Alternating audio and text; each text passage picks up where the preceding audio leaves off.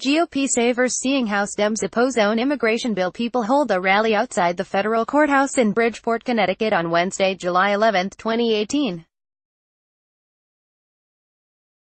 Lawyers for two immigrant children detained in Connecticut after being separated from their parents at the U.S.-Mexico border asked a federal judge on Wednesday to order that the girl and boy be reunited with their families. Brian A. Pounds, Hearst, Connecticut, media via AP, Washington, AP, abolishing the Immigration and Customs Enforcement Agency is a trendy battle cry for liberals. Republicans like it too, but think a better use for the proposal is to cause campaign season headaches for Democrats. A day after a handful of House progressives introduced legislation to erase the federal agency, GOP lawmakers on Friday were considering scheduling a vote on the effort. That would force Democrats to take a stand on a proposal many of them would rather avoid because either way, they risk alienating voters. The bill has no chance of passage by the Republican-dominated chamber. It was unclear if the vote, if held, would be on the Democratic legislation or a similar measure. In hopes of blunting GOP efforts to embarrass and divide them, Democrats said Friday they would oppose their own legislation en masse if Republicans forced a vote. One top Republican essentially said that was fine with him. How would they go back home and explain how they voted against a bill that they filed? No. 3 GOP leader Steve Scalise, Arla, told a reporter. People are tired of them talking out of both sides of their mouths. If they're really for abolishing ICE, they ought to explain why. They ought to be proud of it. Republicans see the proposal as a chance to cast Democrats as soft on border security. A vote could also give them a political counterweight to the unremitting images of young migrant children torn from their seized parents. For many liberals and party activists, ICE has become an emblem of President Donald Trump's forceful efforts to divide migrant families and remove immigrants who arrived here illegally.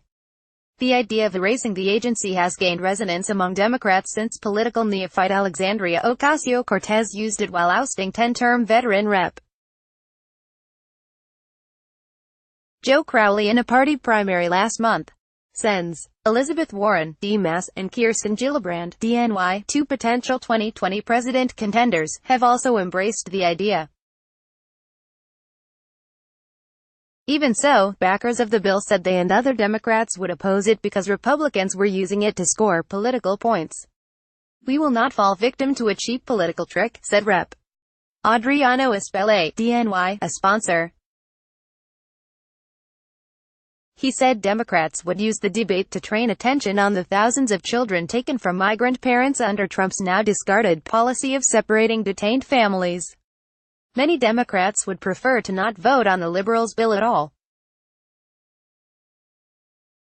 Voting for it could make Democrats vulnerable to GOP charges that they want to dismantle an important law enforcement agency, but opposing it risks angering liberal constituents.